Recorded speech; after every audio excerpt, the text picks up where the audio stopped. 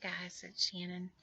Um, it's about 3:30 in the morning, and I think Alex might still be awake. I'm in my what I call my closet. My I have my grandparents' full size bed in it, so it's not really a closet. It's like 10 by 10, and it has all my clothes in it, so you kind of see it's a closet. Um, I was gonna write in my blog or something, and I didn't I had too much on my mind and didn't think that sitting and writing in a blog was gonna do it. So I was reminded by one of my brothers that I used to do the video blog. It was a while back ago, and I thought, that's probably faster and easier to do. I want to just tell everybody thank you for your prayers and everything about us losing my dad.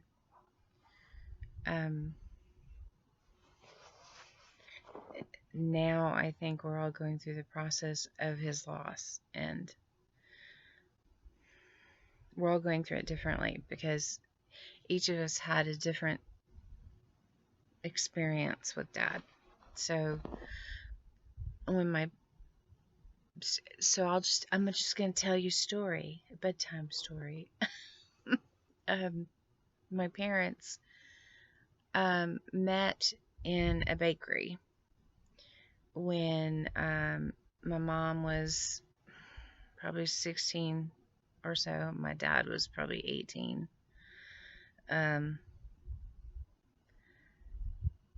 Or 17 and 19, something like that. And that's where Mom saw him first and had a huge crush on him. And he didn't know that. And my Omi was there, I think, and said something like, in German, that's the kind of girl you should marry, or something like that. And my dad was the oldest of Omi's children. So the two of them kind of saw each other the very first time they saw each other. They liked each other. But evidently they had their first date or first dance or something at like Green Hall and danced to White Sports Coat or something like that song. And my mom was one of these. She's a very pretty lady, and she had this thing about the fact that she dated like 36 guys when she was young, and she counted all the different boyfriends that she had through her youth. And I mean, she was 16, 17, so I'm like, that's a lot. But what she would do is they would give her their ring, the class ring to wear, and she would put all the class rings on a chain around her neck. And then when one of the boyfriends would come up, she would toss all the rings but one behind her, and only have one in front, and then just pray that was the right one. And story she told me, and evidently at some point my dad figured out that he was not the only one she was dating, and he got very unhappy. And so he basically said, look, either you marry me or I'm out of here. And because she liked him the best and really, really had a crush on him, and didn't really care about the other guys that she was going out with, she she said okay. So that was his proposal. That sounds about like my dad for a proposal. Um, Sorry if the camera's shaking. It's on my pillow. Um, so so they got engaged, and uh, they drove to the jewelry store to get the ring. They had a fight on the way there, an argument, and he said, "Well, let's go in and pick the ring." And she said, "I'm not going in there to pick the ring. You pick the ring." And so he went inside and picked a ring, a beautiful white gold ring set um, that really he did a great job, in my opinion. And he brought it to her and handed it to her, and she said it's ugly, and then put it on her hand. Um, and she complained about how ugly that ring was through their entire married life, and finally gave me the ring um, one Christmas, you know, before it was literally before they got divorced, so like a year before they got divorced or something. So I have the ring. It's not ugly at all. It's really cute. But she just hated the ring. And my mom's the type of person who, when you bought her jewelry, she goes, "Oh, that's so pretty. Do you have the receipt?" So you can take it back, or she would give it away. Um, I don't know why. She was picky. And so they were engaged, and uh, her mom decided to make her dress, and she tried to tell her mom what she wanted in a wedding dress, and my grandmother worked very hard, made all the covered buttons all the way down the back and everything, but she used tulle, I guess, on the top of the dress, and nowadays you use the tulle underneath the dress to fluff the dress up or whatever. But my mom said the dress was ugly, and complained about that.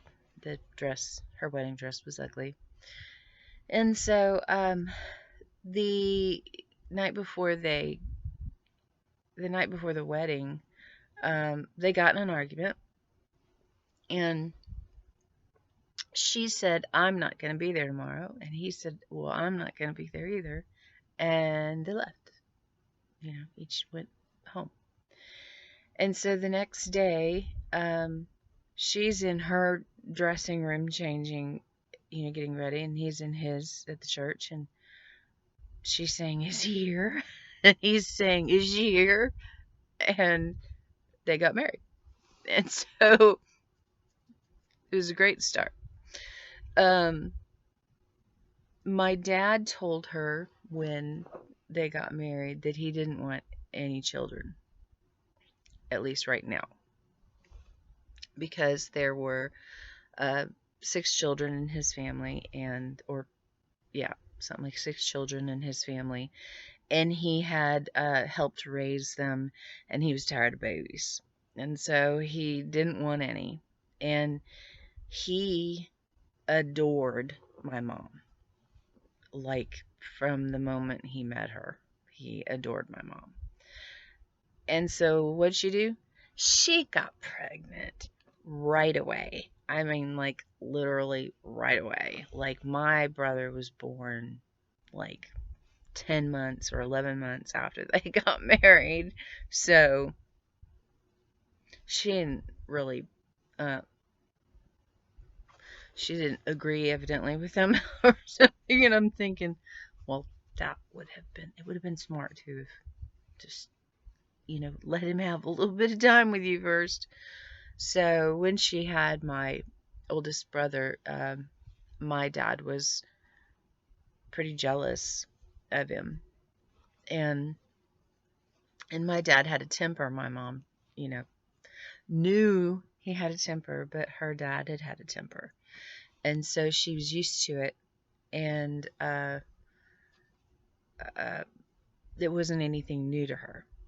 And so anyway, when my brother came along, he got a lot of attention, and my dad was very jealous of him because he wanted my mom all to himself. And um, so my dad was not, um, you know, he was a police officer, and super stressful job, and uh, not making any excuses for him, but um, he was hard on my brother, my oldest brother, and he was hard on my mom, and she put up with it. I don't know why. Um, my brother says she was his savior, that she saved him, and I'm thinking, well, no, I would have gotten out of that situation and saved you. Being a mom, I would have taken my child and I gotten the hell out of there. But she didn't. She stayed, and then she had uh, my other brother 6 years later, and uh, Dad was still not super happy with having kids, and he still was not um, necessarily a great. I mean, he supported them. He went to work and brought home the money to take care of them and everything, but he was not a very good uh, dad. Um, and he was an iffy husband. Some days he would be in a good mood, some days he'd be in a bad mood, and I'm not sure if he could help it. I'm not sure if it was just something that was in his genetics or in how he was raised or whatever, because I know there are stories of, my Omi waking him up with a big bucket of ice water. So, not a great way to wake up. So, but, I don't know. He sounded a bit like a turd, so maybe he deserved the ice water. I don't know. Um, anyway, so my dad he was rough. He was pretty bad. And then my mom had me 5 years after my other brother. So this is third child, but I'm a girl. And a couple of things happened during that time. One, my mom went through postpartum depression and was on the verge of a nervous breakdown. And my grandmother had already had one. So that was a genetic thing. My dad was super excited that I was a girl. And so he would come in and go right past my mom, right to my room, and pick me up. And, he doted on me because he had a lot of brothers, and his sister was born when he left the house. And so there wasn't a girl that, he wasn't used to girls. And I was a girl, and that I think may have softened him a bit. I'm not sure. We moved to New Braunfels when I was 3, and there were moments when, as a child, that my parents would get in arguments, and as a kid, you would sit there and you'd go, "Mom, shut up," because she would pick, pick, pick, pick, pick, pick, pick, pick, pick, knowing he was going to explode, And he would throw things at her, or throw things at a wall, or slam a door, or she would say something like, those kids. I remember one time those kids are jumping on the bed. I told them to make the bed, and they're jumping on the bed, and da da da da. So she kind of just went on a little temper tantrum in the kitchen, and Scott and I were the ones that were supposed to be making a bed, and instead we were making the balloon, with the sheets and all that, and going underneath the balloon, and then jumping on top of the balloon on there, and then we'd jump on the bed and box and stuff, and, have fun jumping on the bed because they had a king size bed. We didn't know she knew that we were jumping on it. But my dad hit the room and opened the door and went straight to his closet, and we both duck and cover. And he was not allowed to hit me or spank me. And so my brother got it all. And I watched him behind the door while my dad spanked him. And with that belt, there's a certain belt he had. And after that, Dad calmed. He actually calmed earlier. He had evidently put my brother in the hospital, one of my brothers in the hospital. And but after that he calmed, and he would get upset. I mean, she would pick. She knew the buttons to push, and he'd just sit there. And then he'd say, Gloria, walk away, and usually she wouldn't, and the doors would slam or something, but he calmed at that point. But he wasn't a great dad. He wasn't someone during that time, you couldn't, when we went on vacation, great dad, perfect dad. If we went to somebody else's house or something, or we went to, somebody came to our house, great dad. But Mom and him both had tempers, and she knew how to pick on him and get him riled up, and he was kind of a, let me just come in and sit down, and so sometimes I think because of how he did that, he would say, Glory, please, you gotta walk away. And he would go to his garage and work on an old car or something. That I think he might have had a temper issue that he wasn't able to control, but he was controlling it at some point. He was good. And right around the time I turned, probably, I don't know, Scott was probably 17 or something, I think things calmed. Scott was in college. He had his buddies. We would go to the coast every year. Things calmed. There wasn't a lot of stuff. Mom would start some arguments with him. Dad would ignore her, and go out to his garage or something. And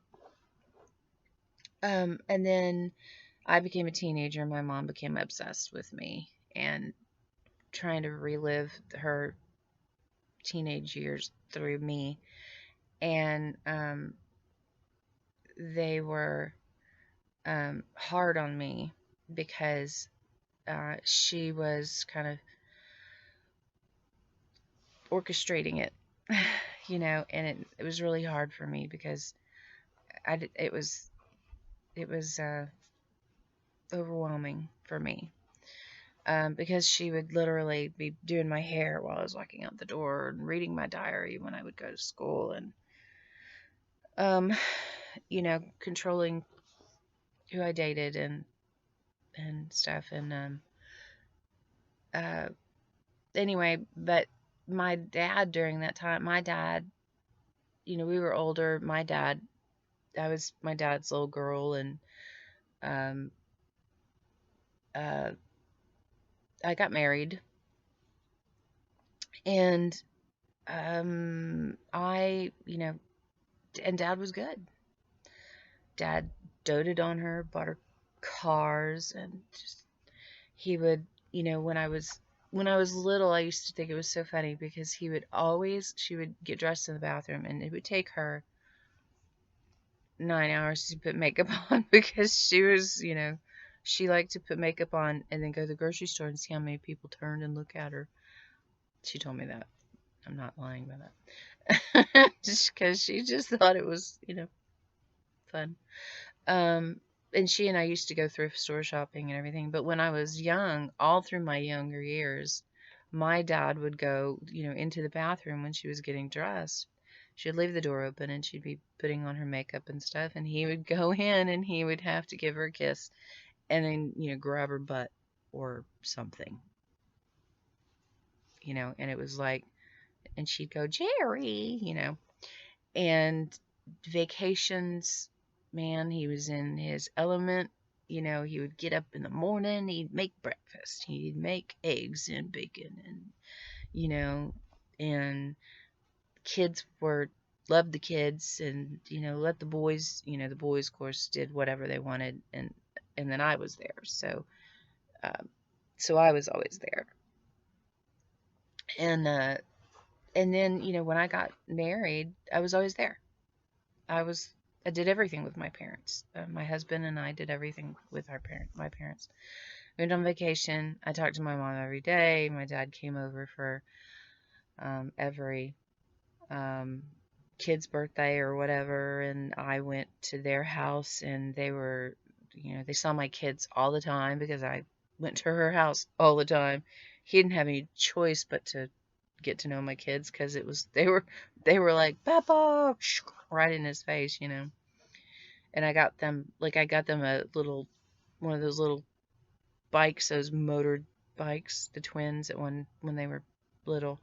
And my dad would set up little blocks and stuff so they could do figure eights on a driveway. And he doted on the grandkids and took them on camping trips and vacations, and um, loved his grandkids. And he didn't get to know all of them as much. My brother had quite a few kids, so he got to know the first three really well. Um, and they always loved their in-law kids. They, both my parents, loved their in-law kids, and so they loved both my brother's wives and my husband. They just loved them, and things were good, and Christmases were good, and everything was great. And then my dad retired, and my mom was used to my dad working. My dad worked all the time. Dad worked from like 7 in the morning until 9 at night a lot because he was the different jobs that he had took that amount of time. When he worked for my grandfather, and when he worked at Bluebonnet and stuff, he worked a lot. He was in car sales and stuff, and so he worked a lot, and people were always asking for him, so he would, wait for them to get there and sell them their car and whatever.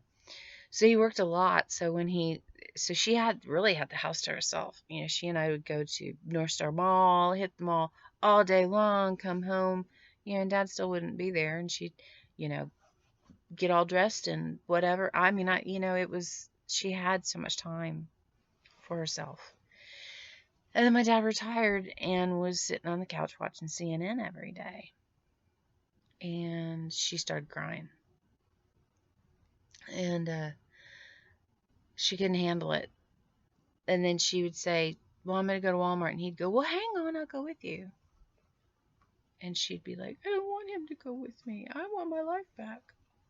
And so she would call me from the parking lot of Walmart crying because she couldn't handle it. because Dad was home all the time. And he was sweet. He was, he wanted to buy her a convertible, and he was sweet. He was spoiling her rotten, and he built her a screened-in porch, and she would find projects for him. So then Bruce and I got this old house out here, and Dad just thought it was the coolest thing, and so he rebuilt like 10 windows from scratch because they'd all been busted out because the house was an old house that was built by my great grandparents, and the San Antonio SWAT team was given permission to use it as a practice house, and so they busted out every window, every door, holes in the walls, holes in the floors, and so Dad helped us put it together, and we had pictures of the front porch with the spindles and everything, and the man turned all the spindles that went on the porch, and they were about 6-inch spindles, and he turned like 250 of them, like himself, on this little turning machine, and duplicated all of them. And he made my gingerbread on the outside, and when we had bought our other house, he had worked on that house too, helping us with the windows, and he built all the kitchen cabinets for us because the kitchen cabinets were tin and had it was a condemned house, and it was full of fleas and it was really gross, and we had to get it ready before our wedding day, and it was literally the hot water heater went in the Friday before our wedding. And so Dad was out here with us working on the house for several years, and my mom was visiting her mom at the nursing home, and somebody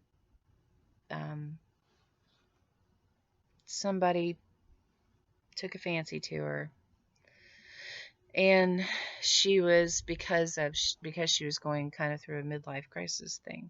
It just all turned out bad, and they divorced. My parents divorced, and it was a bad one. And my dad was devastated, and literally, I knew about things way before Dad did, because she told me everything, which I hated. And I didn't know what to do, and she was putting it all on me. So when my dad found out, he was blindsided. He didn't know anything was happening. And I did. And so I was at the house when he found out. And but he didn't know what was happening. And he thought she was sleeping. And I had called to talk to her at 8 o'clock, and he said, well, she's already in bed. I'll go wake her. I said, no, don't go wake her. And he went into the bedroom, and he said, honey, she's not here. And then I knew, like that. I said, I will be at the house in a few minutes. We'll be there in just a few minutes. And so we waited, and she finally showed up at like 10:30 or something. And I knew what was happening, and I lost it. And I just lost it. I was screaming and crying, and Dad had no clue what was going on. And so he showed up at my house because I had accidentally dropped my phone, and my phone busted apart, and I just left it on the floor, and I left. So my dad showed up at the house, and he brought me my phone, and he said, honey, what's going on? And then he told me about, Mom getting on the phone and going outside, leaving the phone outside, and all this different stuff, and that he did the redial thing on the phone, so it would redial whatever the last number was, and a man answered the phone. So that's how my dad found out. And so when he came to my house and he said, "What's going on?" I was like,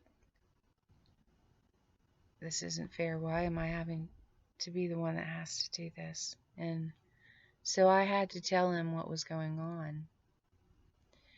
And from that night, 3 months later, they were divorced, the house was sold, everything was done, and she was remarried. And my world ended. I was I couldn't, I didn't know what to do with it. I just lost it. My brain couldn't handle it.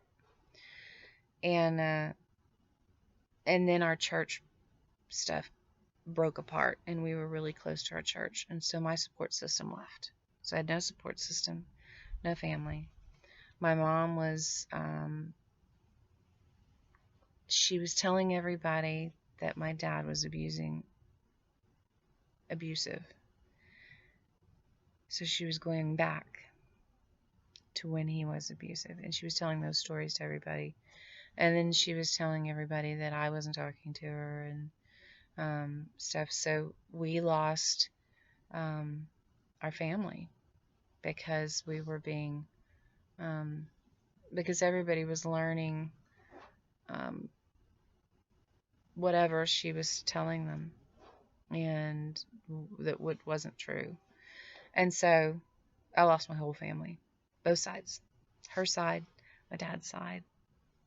And then Dad was here crying like every day. He was literally living on the property for a while in a travel trailer, and until he could get his other house. And then my sister-in-law and brother found him a really nice house in a really nice place that was affordable, so he bought that and moved there. But he cried all the time, and for 14 years, that's pretty much all he did. And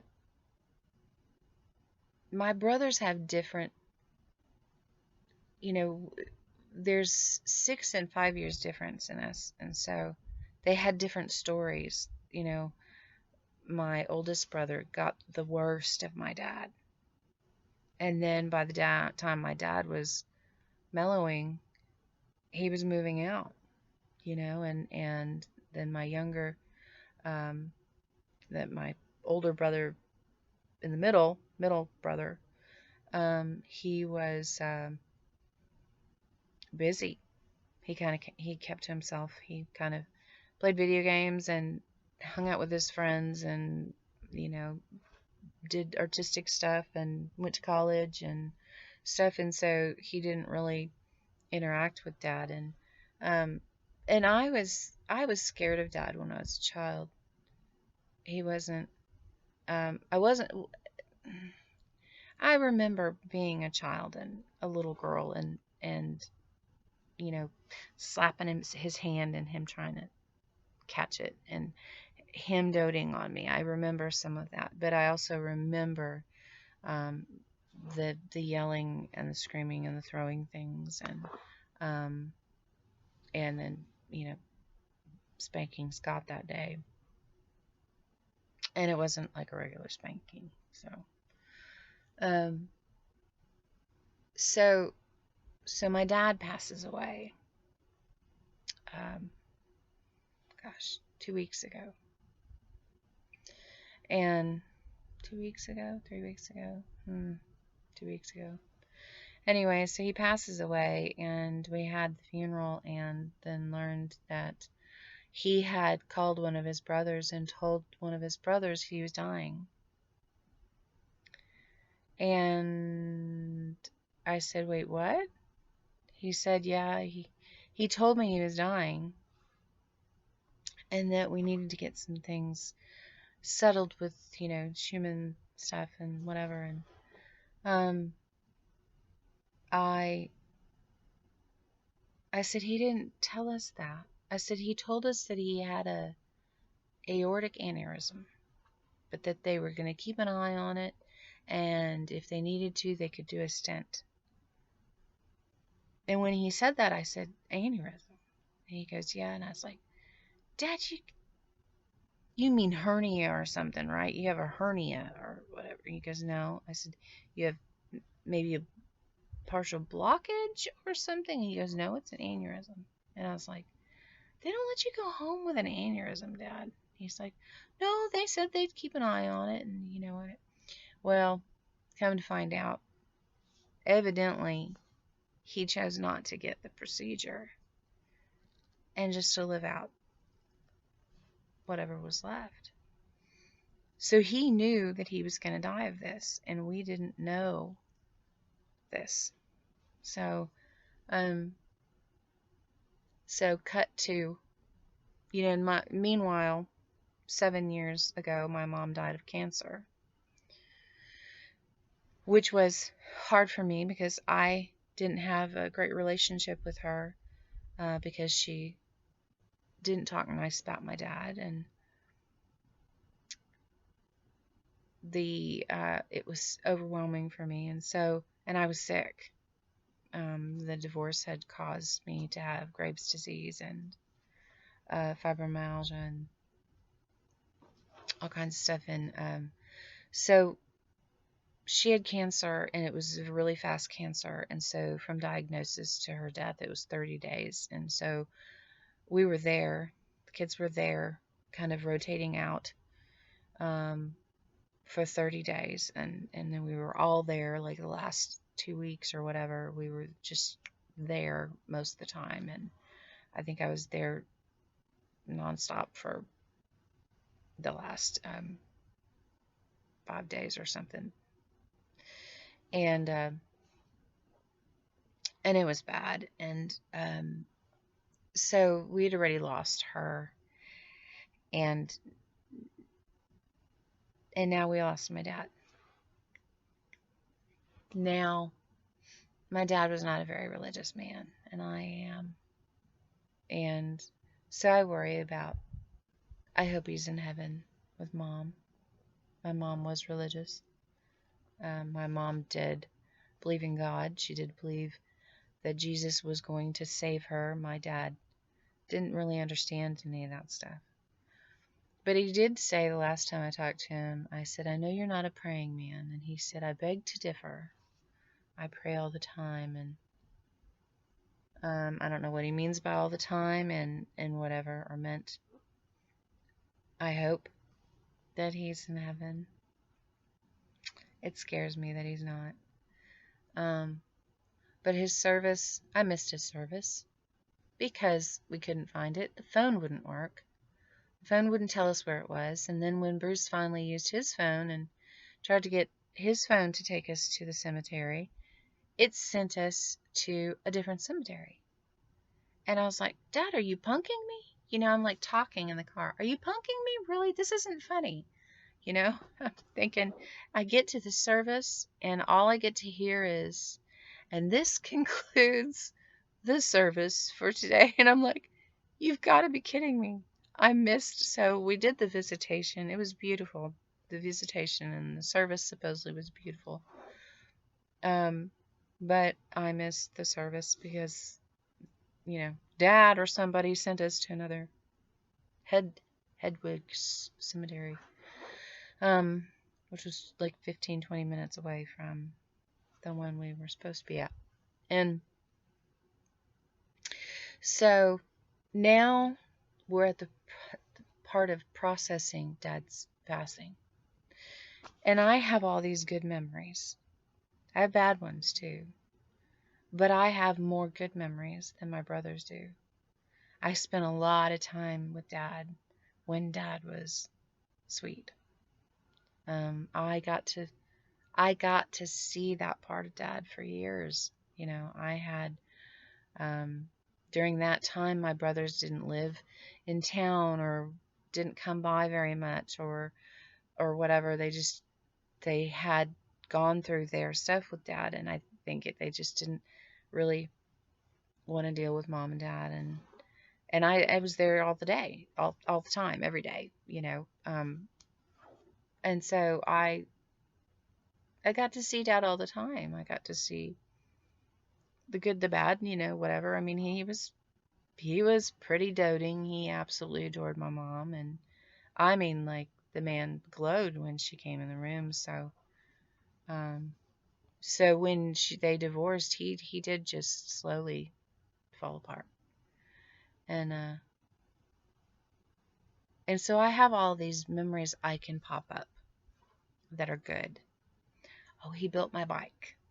You know, he always made sure our tires were. If I was like getting on my bike, he'd say, "Hang on, come here and let me check your tires." And then Gina would come over and say, "Come here, honey, let me check your tires."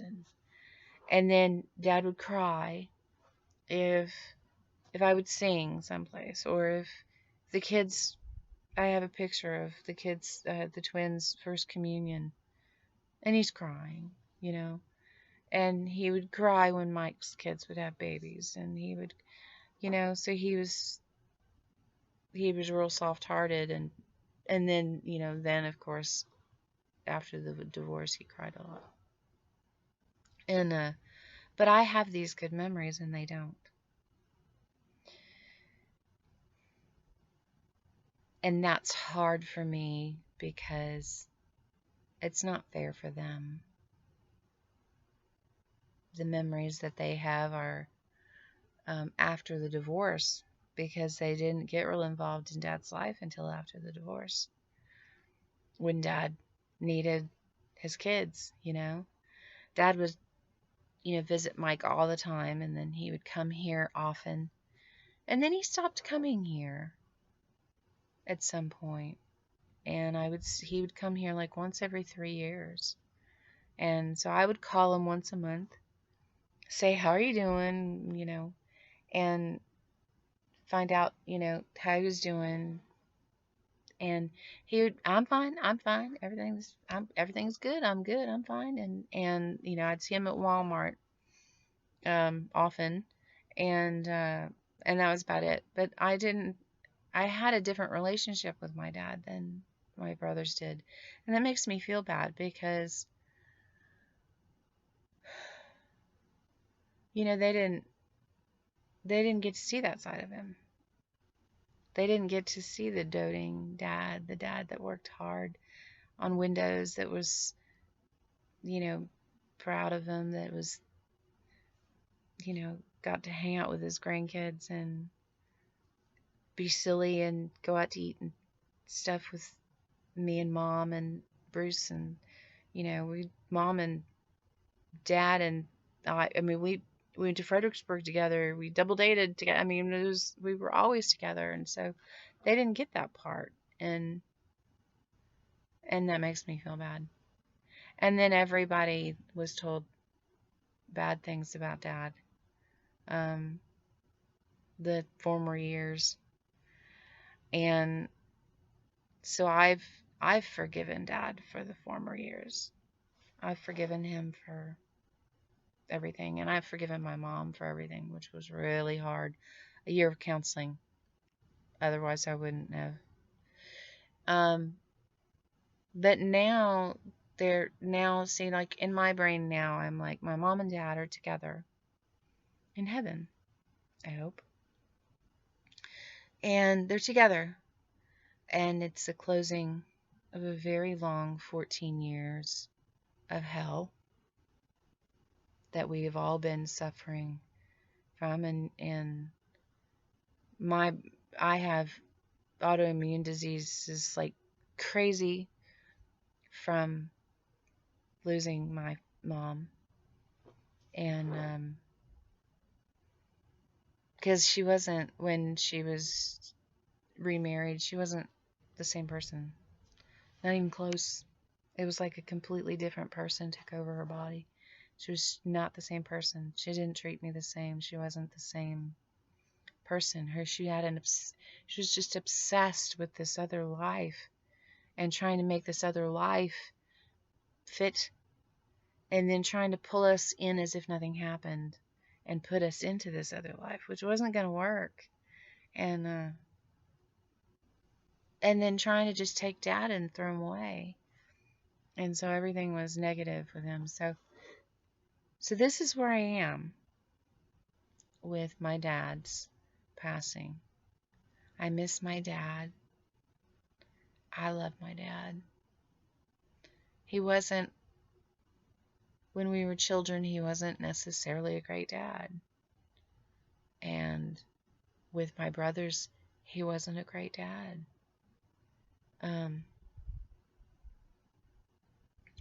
He loved my mom, and that's all he wanted.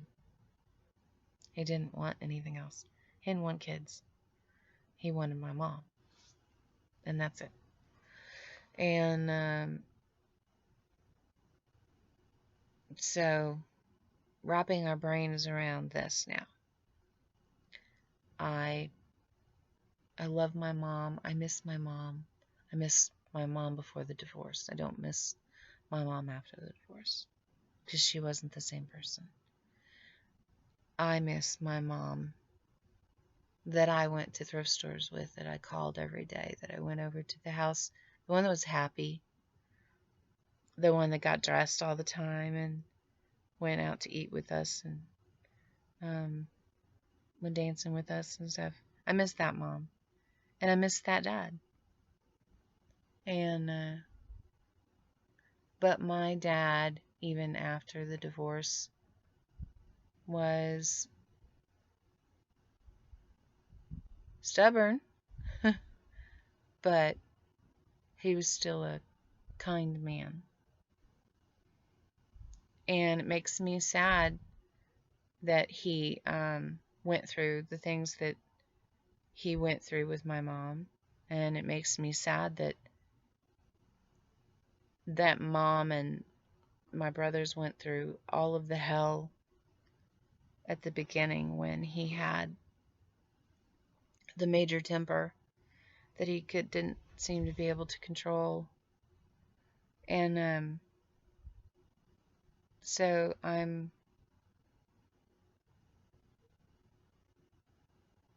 praying that my brothers forgive my dad, because this is going to sound weird, but I had a long time where I didn't forgive my mom. And I had a conversation one night with my husband, and I said I felt like she left me, that she replaced me, replaced our family. And I said, that's the thing, is that she left me. And I can't, and then she left me for this other person. And then she died. And she died of cancer because of her grief from losing her family. But yeah, okay. Anyway, so I'm laying in this room, and I have a fan above my head. And I'm laying in this room one night at 3 o'clock in the morning. Oh, it's 3 o'clock in the morning. At 3 o'clock in the morning, I hear my name. Over and over again, I hear my name. And I'm trying to really, really focus, and I'm awake. And I'm trying really hard to focus on, so I'm laying with my head to the side over here, and I'm trying really hard to hear this, and I'm like closing this other ear. And so I hear my name, and I hear my name, and I hear my name, and then I hear, I'm sorry that I left you. I'm so sorry. Forgive me. And it's like an echo. So you hear, I'm sorry that I left you. And that's echoing. I'm so sorry. And it's my mom's voice. And when that's done, I get up and I go to find a piece of paper to write it down. And so I find a piece of paper, and I'm in the bathroom, which is in the next room. I'm in the bathroom, and I'm writing this down. Writing down what she said. and on this little scrap of paper that's just torn off of a corner of a bill or something that I found in the office. And I write it down, and I'm sitting there and I'm like, oh my gosh, did that just happen? I can't believe that just happened. That's so weird. And I'm just like totally in shock. And so I think, well, I'm gonna take this, I'm gonna put it in my Bible that's in the bathroom. And I have a little pink Bible in the bathroom. And I open the Bible in the bathroom, and it says, when I open it, on the page that I'm opening it to, it says, if you do not forgive someone, then God will not forgive them either. And I'm like, why have I never read this before? Because it's always, if you do not forgive, you will not be forgiven. This one says, if you do not forgive, then God won't forgive them either. So I'm sitting there, and I flip to another page and open it, and then it talks about wandering souls if they're not forgiven, and that they wander, and they go to their house, and there's no one there, so they wander, and it's just this horrible thing. And I'm like, oh my God. And I closed I put the piece of paper in the Bible, and I put the Bible away, and I start saying, I forgive you, I'm so sorry, I forgive you, and I'm like, just like, please don't be wandering, please don't be this spirit wandering that has nowhere to go. I forgive you. I forgive you. I completely forgive you. And I mean, that was my, like, done. I'm done. You're good, Mom. I completely forgive you for everything. It's gone. And so when Dad died,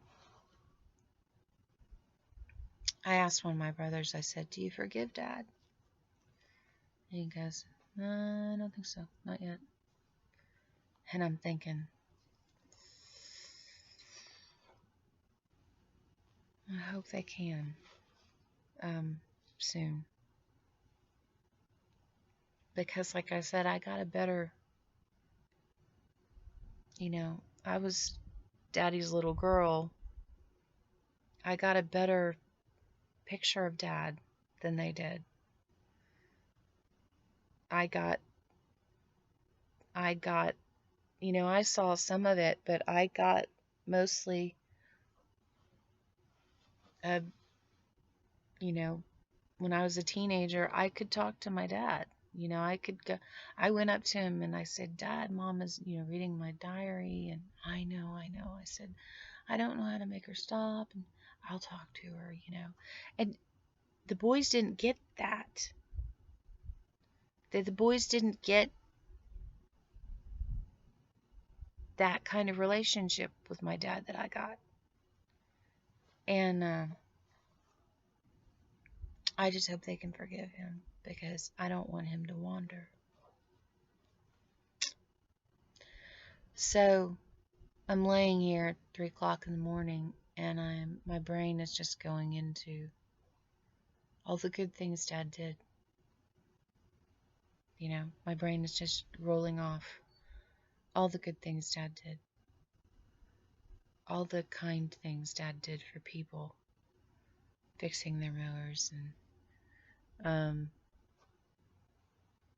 helping them with their cars and selling them cars, and would take a very little. He would sell the car and take. He was he would get Salesman of the Year, but he was never the highest paid salesman, because he would not take as much for himself as some of the other salesmen did. And they said still there was only like one other person who sells cars like my dad did, that people would ask for him, And and all the things he did here, putting up ceilings and fixing floors and fixing windows and cutting down trees, he would start a chainsaw, and I'd run outside and I'd say, "What are you doing?" And he'd be like, "I'm cutting down these saplings." I said, "Don't you touch my trees, leave my trees alone." And he'd start giggling, "You don't want these stupid trees." And I'd say, "You touch my trees, I'm gonna." And I had that, relationship with him. But he was, you know, they brought their trailer out here and our trailer out here, and we would camp out here while we worked on the house. And we camped with the Hosses, and they'd play canasta and drink margaritas all day while Gina and Crystal and I would go off and wander in Bastrop and try to find this like red mountain type thing. We'd get lost or whatever.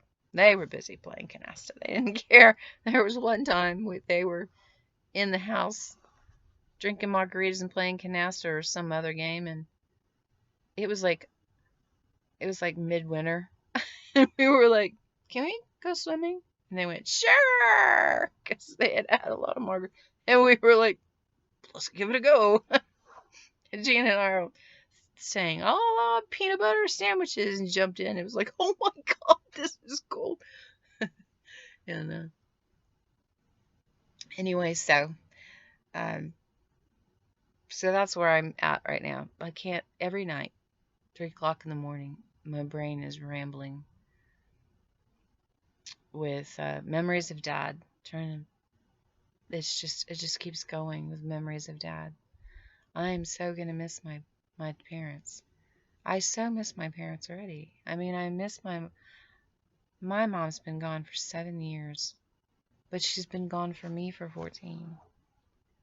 And golly, man, it's like your entire life changes. It's like, I know I'm like at an hour almost. And this is why I didn't type up the blog, because it would have taken me forever to type it up. But I miss my mom. She was my best friend. And it wasn't necessarily a healthy relationship because she controlled my life. But I miss her because I miss her, and now Dad's gone. And so, and I know, I know a lot of y'all have gone through some of these same sort of things. I'm going to have to process this and get through it and miss him and miss her and hope and pray that they're in heaven together. Nobody else. Those two who met when they were young in a bakery. Those two. Because as much as, even when my dad, where I would have been like, I used to always tell my mom, "Why didn't you leave Dad when he was doing that stuff?" And she's like, "Well, I was used to it." I'd be like, "My kids are not going to be in danger." I would have taken my kids, gotten the hell out of there, and told him, "Look, you go to counseling or something, or whatever." And and you'd wonder what was in my dad's mind that he could, do that. I mean, my mom was, I mean, she was in the hospital and she'd gotten surgery. No, it was, I don't know. No, it was after she had me or something. I don't know. She was in the hospital, and he got off of work and he came to the hospital, and she said, "I'm just craving a banana. I'm craving bananas. I just want bananas. I just really, really want bananas." And he went to the store and he got her a big brown paper bag full of bananas. And when he walked in, she said, "What the hell did you get me a whole bag of bananas? What am I supposed to do with a whole bag of bananas?" She told me this story. And so he threw the bag of bananas at her and left. And then they gave her some heavy drugs. She had a bad trip and saw her face being pushed through some bars on the side. Um, and you know, like at weird times of the night, 10 o'clock at night or something, she'd tell Dad, "I really want to when she was pregnant, I really want a watermelon." He got up and he went to the store and got her a watermelon. So it's so funny because he had these stories of where he just doted on her. And then there were the other times when he just was just explosive and couldn't control his temper. He had a motorcycle that he took me on all the time. I had a little silver helmet on my head. And he would put me on the gas tank. I was like a year old. Put me on the gas tank, drive around a little bit, um, and he did that forever. I learned how to, you know, I he took me on rides on the motorcycle all the time. By the time I was, you know, dating Bruce, Bruce had a motorcycle, and um, I knew how to move with them and everything, and I was because my daddy had taken me on a ride all the time. I had my own helmet. It was silver and sparkly, and so yeah. So I don't know. I needed to get this out, um and I'm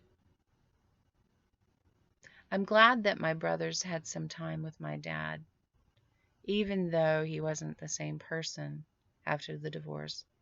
They did have some time with him.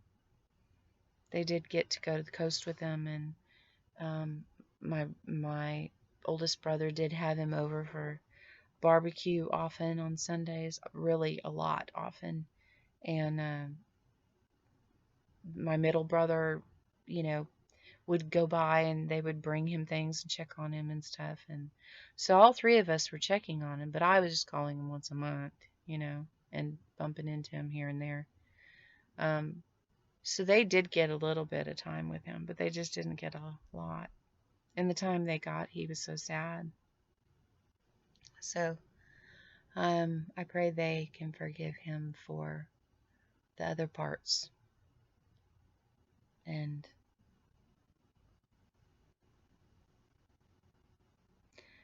they can be at peace, and Dad can be at peace. Because I don't know, there's something in me that feels like until they forgive him, Dad's not going to be at peace. And I worry about that. So, I should probably go back to sleep. It's 4:42. And I call this is my fibro room, because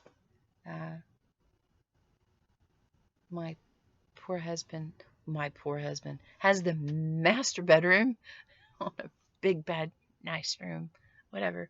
But when I sleep in there, I usually have to leave at 3. I have to get up at 3 and leave, because my body has to move and get all the circulation going and stuff. So, anyway, so if you're seeing this, and if you've been praying for us, and if you've watched to the end, then God bless you. But thank you for praying for us. Thank you for sending us best wishes and stuff. I haven't been on Facebook or on the computer or anything for weeks, and so I don't even know. I mean, I've gone through a few of them, and we're overwhelmed right now. So just thank you so much. And there's a lot of people who are losing people. It's crazy. So, thank you for praying for us, and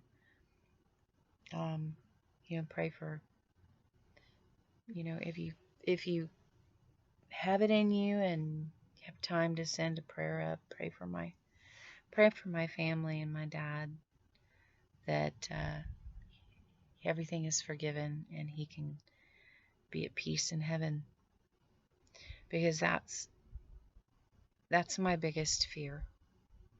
That's my anxiety right now. And at first we were just going to have the boys had set up just a visitation, and because of this COVID thing, just a visitation. And I said, you have to have something. I had to stomp my feet and throw a temper tantrum like a 3-year-old, because I am Shannon, and it builds up, and all of a sudden it just goes pow.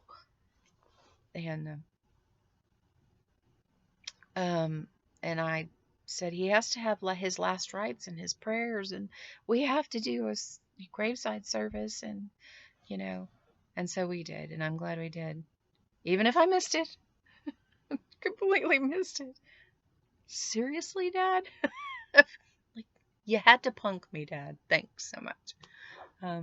But and then the funniest thing is, when I threw the temper tantrum and said he had to have a graveside service, we were standing there. There was a car next to us, and the car alarm went off. And they were like, "See, Dad?" It was really weird. But yeah, so Dad took us on a ride. And then, so then today when we were reading, we have a devotional book. We were reading this devotional book for today, and it said, "Have you ever gotten lost on a road?" Bruce goes, and I started laughing. Oh, gosh. It was so funny, because it was like, "Have you ever gotten lost on a road? Just know that God still has you. You're fine. You'll be okay. God's good." And I was like, "Oh my God, did that book just say that?" Because we got lost on the road for Dad's funeral, and then ended up behind a hay bale truck, which was going like 20 miles an hour. It was like, really? Oh gosh. Okay, I should leave. I should go back to bed. So love you guys, and I hope everybody's doing well. And